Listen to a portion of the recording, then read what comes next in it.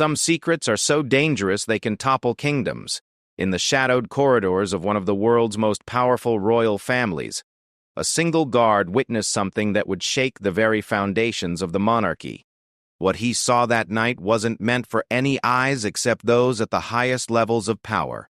But sometimes, the truth has a way of finding the light, no matter how deeply it's buried. When this loyal protector finally found the courage to speak, his words would reach Prince William's ears and send shockwaves through the palace walls. What could be so earth-shattering that it would make seasoned royal advisors pale and cause emergency meetings to be called in the dead of night? This is the story of one man's burden, one prince's awakening, and the revelation that changed everything behind the golden gates of royalty. Detective Sergeant Marcus Thompson had served the Royal Protection Unit for 15 years, but nothing in his extensive training had prepared him for what he witnessed on that cold November evening. The rain hammered against the ancient windows of the palace as Marcus completed his routine patrol through the East Wing corridors. His footsteps echoed softly on the marble floors, a sound he had grown accustomed to during countless night shifts protecting the royal family. The palace at night held a different energy than during the bustling daytime hours. While tourists and staff filled the halls with chatter and movement during regular hours, the evening brought an almost sacred silence that Marcus had learned to appreciate. Tonight felt different, though. There was a tension in the air that made the hair on the back of his neck stand up, an instinct honed through years of military service before joining the Royal Protection Detail. As Marcus rounded the corner near the private study area, he noticed unusual activity. Normally, this section of the palace would be completely empty by 10 in the evening, yet he could see light seeping from beneath one of the heavy oak doors. His training kicked in immediately, and he approached with caution, his hand instinctively moving toward his radio. The voices inside were hushed but urgent, and as he drew closer, Marcus recognized one of them as belonging to a high-ranking palace official he had seen countless times, but never personally interacted with. What Marcus heard next would haunt him for months to come. Through the slightly ajar door, he caught fragments of a conversation that seemed to involve financial irregularities and cover-ups reaching the highest levels of the royal household. The words were careful and coded, but Marcus had enough experience to understand the gravity of what was being discussed. Documents were being mentioned, payments that needed to disappear, and most shocking of all, references to manipulating public information to protect certain members of the family. The conversation lasted nearly an hour, during which Marcus remained hidden in an alcove, his duty as a protector warring with his growing horror at what he was overhearing. He listened as plans were made to redirect funds from charitable organizations associated with the royal family, money that was supposed to help disadvantaged children and struggling communities. The casual way these officials discussed stealing from charities made Marcus's stomach turn, but he knew he needed to hear everything to fully understand the scope of what was happening. When the meeting finally ended, Marcus watched from his concealed position as 3 men emerged from the room. He recognized 2 of them as senior advisors who regularly appeared in official palace photographs, their faces familiar from years of seeing them escort various royals to public events. The third man was someone Marcus had never seen before, dressed in an expensive suit and carrying a briefcase that seemed to contain the documents they had been discussing. The aftermath of that night left Marcus in an impossible position. As a royal protection officer, he had sworn an oath of loyalty and discretion that went beyond normal police work. His job was to protect the royal family, not to investigate their private affairs or question their actions. Yet what he had witnessed wasn't just a private family matter, it involved theft from charitable funds and systematic deception of the public who trusted and supported the monarchy. For weeks after that November evening, Marcus struggled with his conscience. He watched as the same officials continued their daily routines, attending public events and speaking about the royal family's commitment to charitable causes. Meanwhile, he carried the knowledge that behind the scenes, money intended for vulnerable people was being diverted for purposes he still didn't fully understand. The weight of this secret began to affect his work, his sleep, and his relationship with his family. Marcus found himself paying closer attention to palace activities, noting patterns and connections he had previously overlooked. He began to understand that what he had witnessed wasn't an isolated incident, but part of a larger system of financial manipulation. The same officials met regularly, always in different locations, and always with the same sense of urgency and secrecy. Marcus realized he was observing something that had likely been going on for years, hidden beneath the pomp and ceremony that the public associated with royal life. The breaking point came 6 weeks later when Marcus saw a news report about a children's hospital that was facing closure due to lack of funding. The report mentioned that despite receiving royal patronage and significant donations through royal charity events, the hospital couldn't account for where much of the money had gone.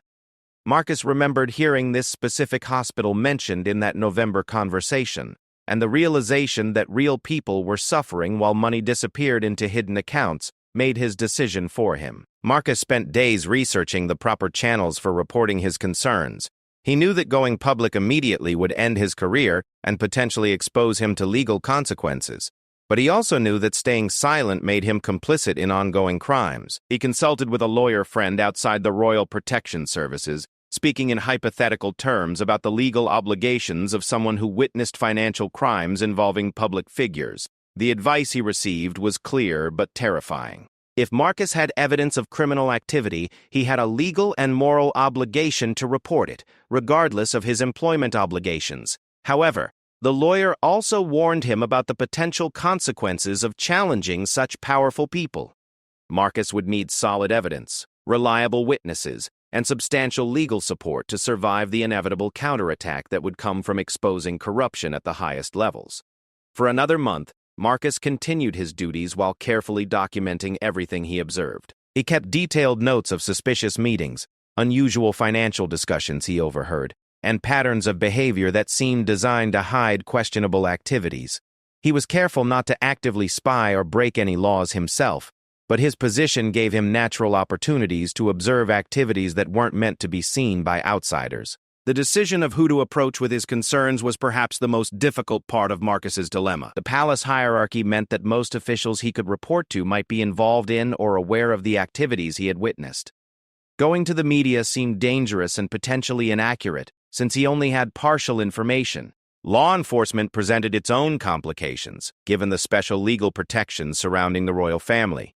Eventually, Marcus realized that there was only one person who had both the authority to address the situation and a genuine interest in protecting the integrity of the monarchy. Prince William had consistently demonstrated a commitment to charitable work and had spoken publicly about the importance of transparency and accountability in public service. If anyone could be trusted to handle this information responsibly and take appropriate action, it would be someone who had both the power to investigate and a personal stake in maintaining the royal family's reputation. The challenge now became figuring out how to approach Prince William with information that could potentially implicate people in his own household.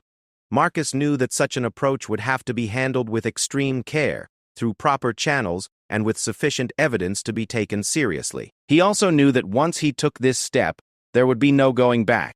His life as he knew it would change forever, regardless of the outcome. As Marcus prepared to take the most significant action of his career, he thought about the oath he had taken when he first joined the Royal Protection Services.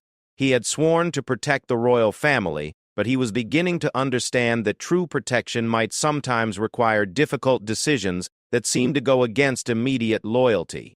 Protecting the monarchy might mean exposing those who were damaging it from within, even if that exposure brought temporary scandal and embarrassment. The weight of his decision pressed down on Marcus as he finalized his plans. He had evidence of financial impropriety, systematic deception of charitable donors, and abuse of public trust by people in positions of immense privilege and responsibility. The question now was whether he had the courage to see his obligation through to the end, knowing that powerful people would do everything possible to discredit him and destroy his reputation once he came forward with his accusations. Marcus Thompson knew that requesting a private audience with Prince William would raise immediate suspicions throughout the palace hierarchy. Standard protocol required all communication with senior royals to go through multiple layers of advisors and schedulers. The very people who might be involved in the activities he had witnessed. He needed a different approach, one that would allow him to speak directly without alerting those who might try to prevent or monitor such a meeting. The opportunity came during a scheduled security briefing for an upcoming public engagement. Prince William was known for taking a personal interest in security arrangements, often asking detailed questions about procedures and potential risks. Marcus had participated in these briefings before, but always as part of a larger team. This time, He volunteered for additional duties that would put him in direct contact with the prince during the planning process. The morning of the briefing, Marcus arrived early to review his notes one final time. He had prepared a careful summary of what he had witnessed, focusing on facts rather than speculation, and avoiding any details that might compromise ongoing security operations. His hands trembled slightly as he arranged his papers, knowing that the next few hours could determine not only his future, but potentially the future of people he had sworn to protect. Prince William entered the briefing room with his usual composed demeanor, greeting the security team members by name and asking about their families. Marcus had always been impressed by the prince's genuine interest in the people who worked to protect him, and this personal touch made what Marcus was about to do both easier and more difficult. Easier because it confirmed William's character, more difficult because Marcus was about to burden him with information that would cause immense personal stress. The security briefing proceeded normally for the first hour, covering routes, crowd control measures, and emergency protocols. Marcus participated professionally, answering questions about perimeter security and coordination with local police forces. As the meeting began to wind down, Marcus saw his opportunity approaching. The other security personnel began packing up their materials, but Marcus remained seated, organizing his papers with deliberate slowness. When the room had mostly cleared, Marcus made his move. He approached Prince William, who was reviewing some documents at the head of the table, and requested a brief private word about a security concern that required discretion. The prince looked up with mild curiosity, assuming Marcus wanted to discuss some technical aspect of protection protocols that might be sensitive. He dismissed his remaining aide with a nod and turned his full attention to Marcus. What happened next would later be described by Prince William as one of the most difficult conversations of his life. Marcus began carefully explaining that he had become aware of activities within the palace that could pose a significant security risk to the royal family's reputation and public standing. He emphasized that he wasn't bringing forward rumors or gossip, but first-hand observations of concerning behavior by trusted palace officials. Prince William listened with growing intensity as Marcus described the November meeting he had overheard. The prince's expression shifted from polite attention to serious concern as the implications of Marcus's account became clear. When Marcus mentioned the charitable funds and the children's hospital specifically, William's face darkened with what appeared to be both anger and deep sadness. The conversation lasted nearly 2 hours, far longer than either man had anticipated. Prince William asked detailed questions about dates, locations, and the identity of the officials involved. Marcus provided everything he could, while being careful not to speculate beyond what he had directly witnessed. The prince took careful notes, his normally steady handwriting becoming increasingly urgent as the scope of the alleged activities became apparent. What struck Marcus most about William's reaction was the lack of surprise at some of the details. While the prince was clearly shocked by the overall situation, certain names and financial irregularities seemed to confirm suspicions he had apparently harbored for some time. Marcus realized that William had likely noticed inconsistencies or questionable patterns, but hadn't had sufficient information to investigate them properly. Near the end of their conversation, Prince William asked Marcus a question that revealed the true weight of the situation. He wanted to know why Marcus had chosen to come forward now, and why he had decided to approach William specifically rather than other authorities. Marcus explained his research into proper reporting channels, and his conclusion that William was the only person with both the authority and motivation to address the situation properly. Prince William's response showed both gratitude and deep concern for Marcus's safety. He warned that the people involved in such activities would likely go to great lengths to protect themselves once they realized their behavior had been exposed. William assured Marcus that his information would be handled with absolute discretion, and that steps would be taken to protect him from retaliation. But he couldn't guarantee that the investigation process would be easy or comfortable. The prince also shared something that surprised Marcus. He revealed that he had been increasingly concerned about certain financial aspects of palace operations and charitable activities associated with the royal family. Some reports hadn't made sense to him, and he had noticed that certain officials seemed reluctant to provide detailed information about fund allocation and charitable partnerships. Marcus's account provided context for these concerns and suggested that William's instincts had been correct. Before their meeting ended, Prince William made several commitments that would prove crucial to everything that followed. He promised that a thorough investigation would be conducted using resources outside the normal palace hierarchy to avoid any potential conflicts of interest. He assured Marcus that his identity would be protected throughout the process and that his career would not suffer because of his decision to come forward.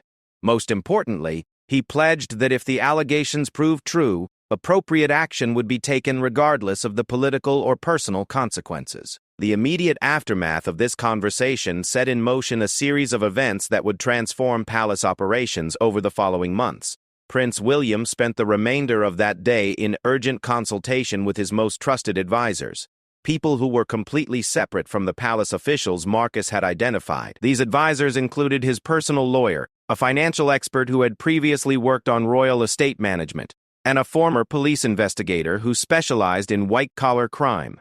Within 48 hours, a discreet investigation had been initiated. The team assembled by Prince William included external auditors, legal experts, and security professionals who had no connections to the existing palace hierarchy. Their job was to verify Marcus's account and determine the full scope of any financial irregularities or charitable fund diversions that might be occurring. Marcus found himself in a strange position during this initial investigation period. He continued his normal duties as a protection officer while secretly providing additional information and context to the investigation team. The investigators were careful to meet with him outside the palace, and at different times to avoid creating patterns that might alert the officials under suspicion. The first phase of the investigation focused on financial records and charitable account audits. What the auditors discovered was more extensive than even Marcus had imagined.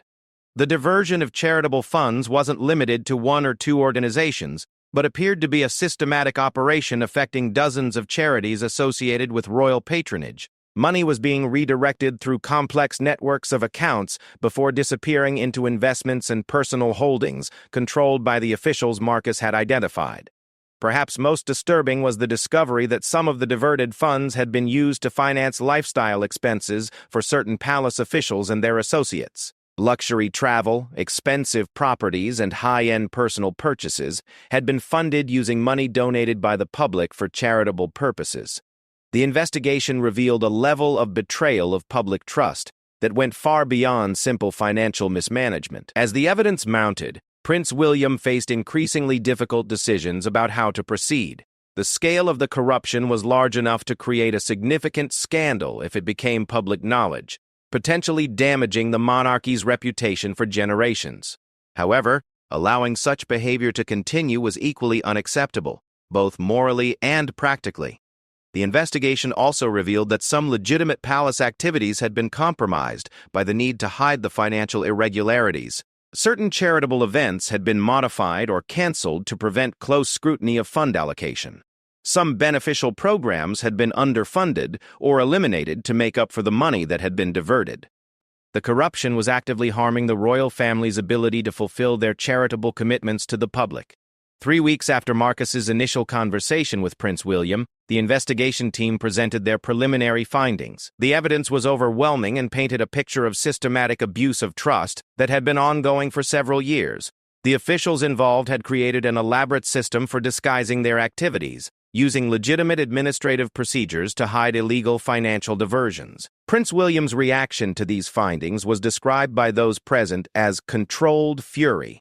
He had suspected financial irregularities, but hadn't imagined the scope of betrayal that the investigation had uncovered. The realization that people he had trusted were stealing from charities associated with his family's name, particularly those focused on helping children and disadvantaged communities, affected him deeply on both personal and professional levels.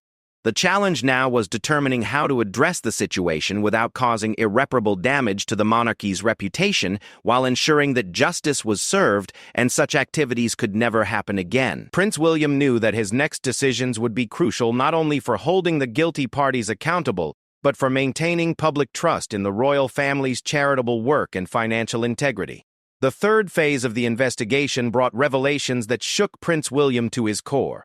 What had begun as concerns about charitable fund diversions had evolved into evidence of a sophisticated corruption network that reached deeper into palace operations than anyone had imagined. The external investigation team, working with complete autonomy and unlimited access to financial records, uncovered a web of deceit that implicated not just the officials Marcus had initially identified, but several other trusted palace employees and external contractors. The most damaging discovery came when investigators traced the diverted charitable funds to a series of shell companies and investment accounts.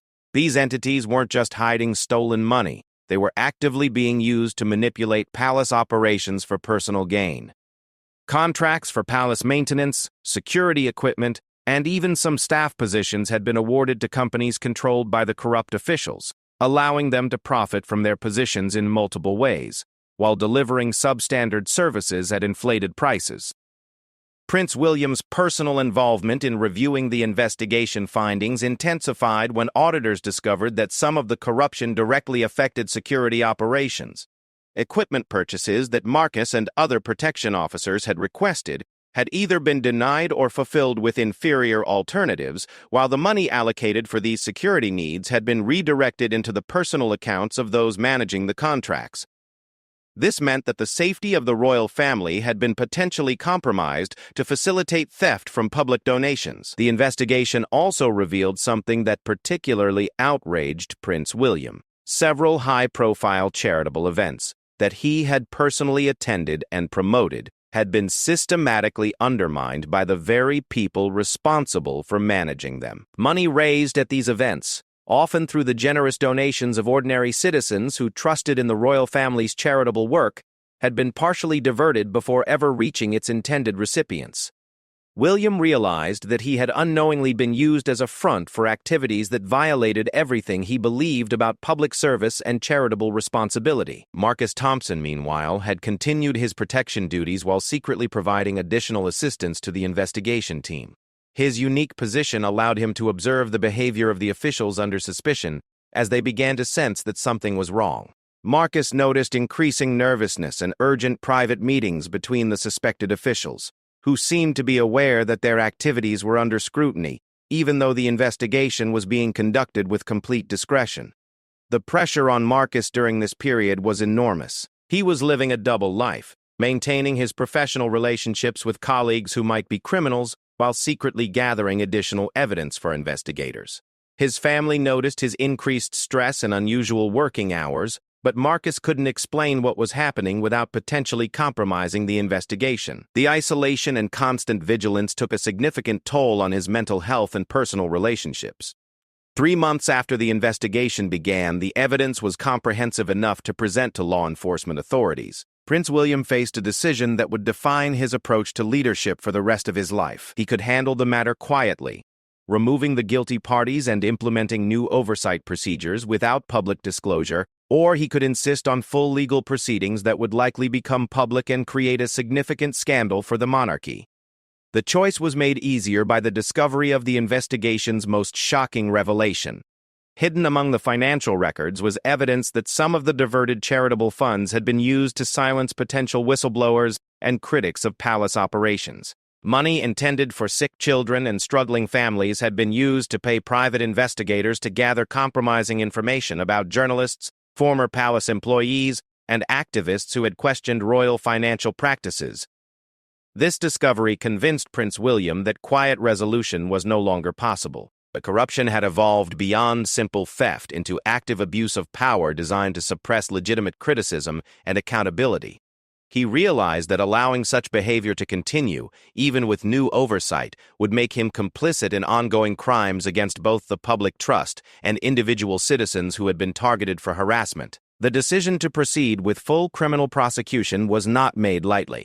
Prince William consulted with senior royals, government officials, and legal experts about the potential consequences of exposing corruption within the palace hierarchy. Everyone agreed that the short-term damage to the monarchy's reputation would be significant, but most also acknowledged that covering up such extensive criminal activity would be far more damaging if it ever came to light through other means. Prince William's announcement of the criminal investigation sent shockwaves through the palace staff and the broader royal establishment. Many employees who had suspected irregularities but hadn't spoken up felt vindicated, while others who had trusted the accused officials felt betrayed and confused. The announcement was carefully crafted to emphasize the royal family's commitment to accountability and transparency, while minimizing speculation about the full scope of the investigation. The public response to news of the investigation was complex and varied. Many people expressed admiration for Prince William's decision to pursue criminal charges against palace insiders rather than covering up the scandal. Others worried about the impact on the monarchy's reputation and questioned whether such problems indicated deeper systemic issues within royal operations. The media coverage was intense but generally respectful of the ongoing legal proceedings. For Marcus Thompson, Prince William's decision to pursue full prosecution was both vindicating and terrifying. His role as the initial whistleblower would inevitably become public knowledge during the legal proceedings, exposing him to potential retaliation and making him a public figure in a way he had never intended. Prince William personally assured Marcus that he would receive full protection and support throughout the legal process, but both men understood that Marcus's life would never be the same. The arrests of the accused officials created chaos within palace operations for several weeks. Key administrative functions had to be temporarily managed by external consultants while new personnel were recruited and trained. The charitable organizations affected by the fund diversions required immediate financial assistance to continue their operations, forcing Prince William to make substantial personal contributions to cover the shortfalls while legal proceedings determined how much stolen money could be recovered. Perhaps the most significant long-term consequence of the scandal was the complete overhaul of palace financial oversight and charitable fund management.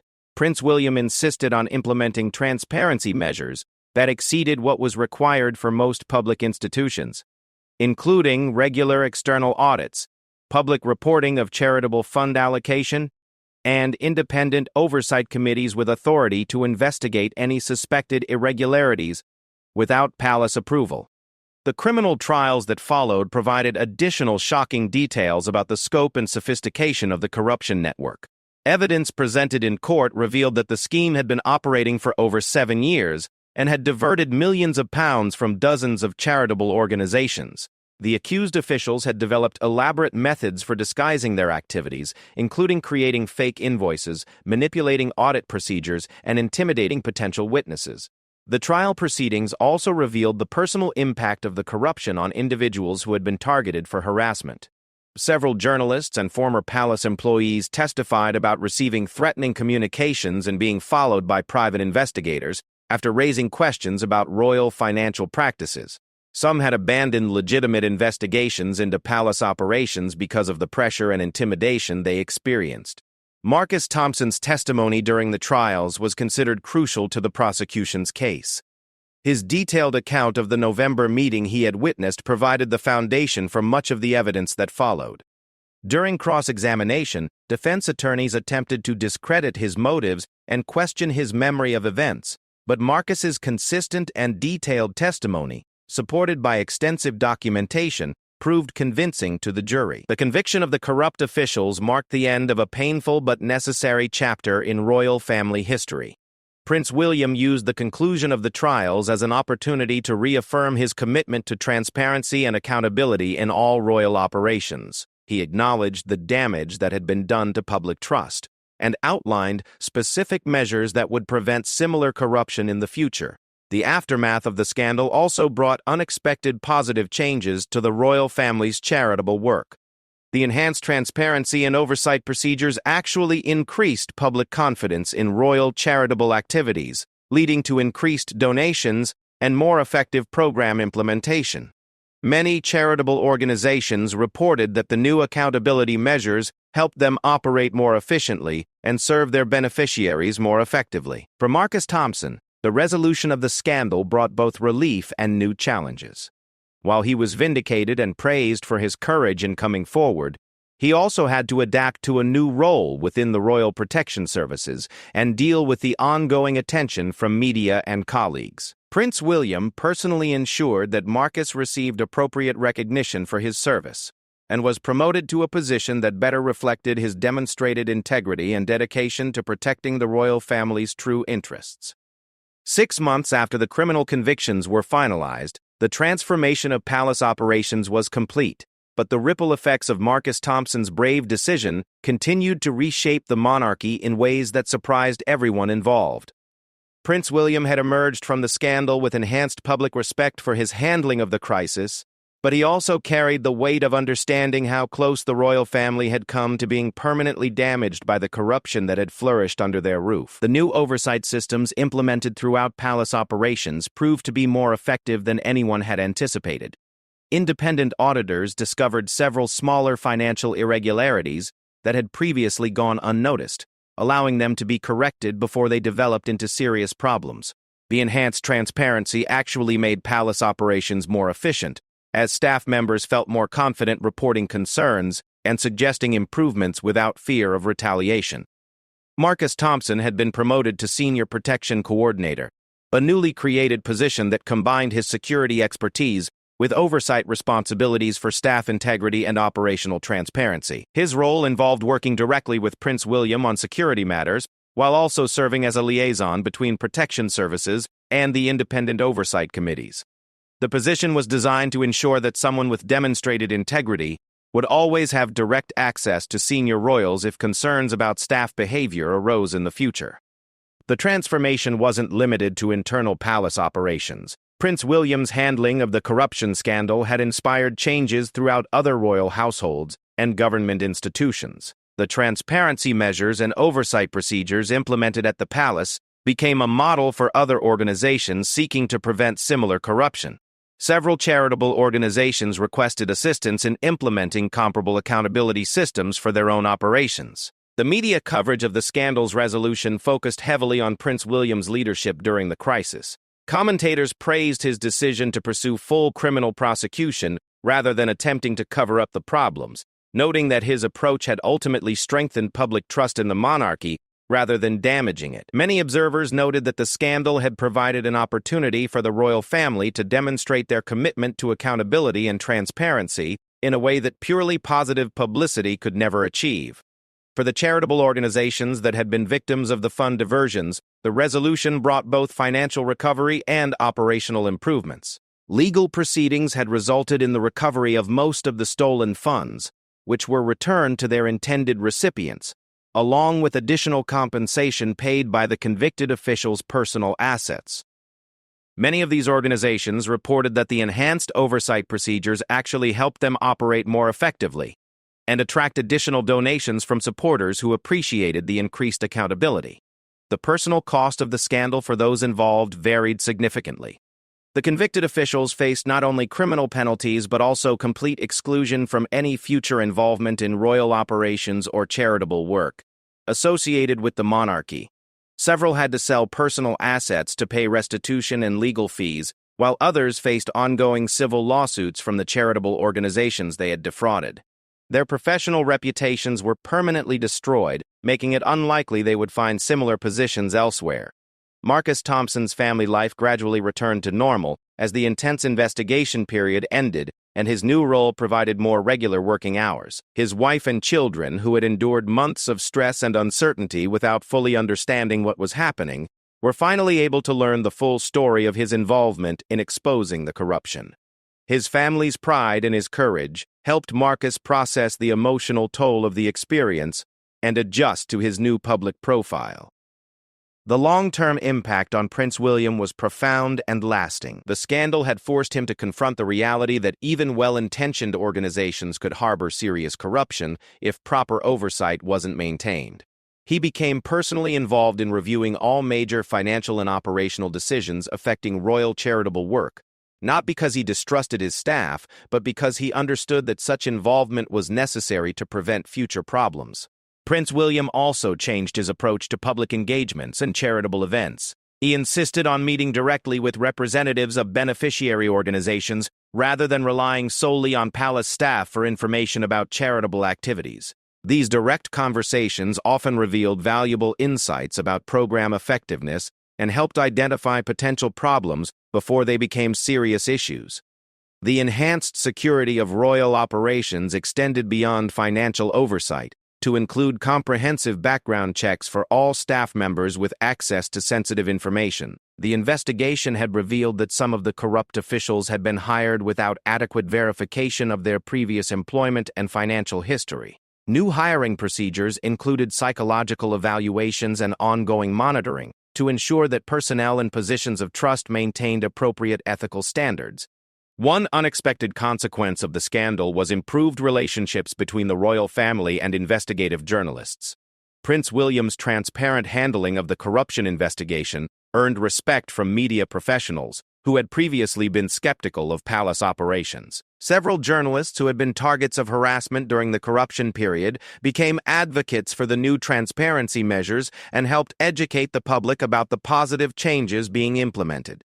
The international impact of the scandal and its resolution was significant as well. Other constitutional monarchies studied the transparency and oversight measures implemented by Prince William's team, with several adopting similar procedures for their own operations. The scandal became a case study in crisis management and institutional reform, demonstrating how organizations could emerge stronger from serious scandals if they responded with genuine accountability rather than defensive cover-ups.